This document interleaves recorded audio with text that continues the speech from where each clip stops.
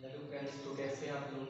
पिछली वीडियो में मैंने आपको डी का क्वेश्चन करके दिखाया, ठीक है। ई का क्वेश्चन भी करके बताया, ठीक है।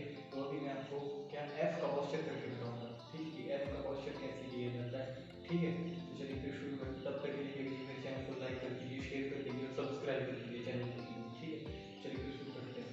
तो आपने क्या करना है, कुछ सीधे खड़े हो जाना है सब, ठीक है। उसके बाद आपने क्या करना है, अपनी गर्दन को ऐसे ले लेना है, ठीक है। आपको बिल्कुल सीधे रहना है और फिर अपने हाथ को बिल्कुल ऐसे ले लेना है, बिल्कुल यहाँ पे स्ट्रेट आना चाहिए ऐसे, ठीक है।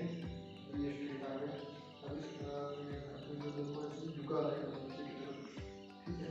और आपने अपने दूसरे हाथ को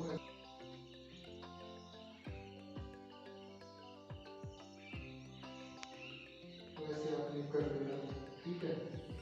तो ये हो गया हमारा एफ का पोस्चर।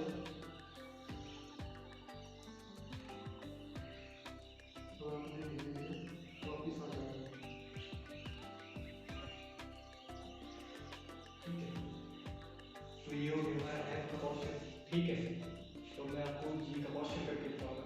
फिर मिलते हैं नेक्स्ट वीडियो में।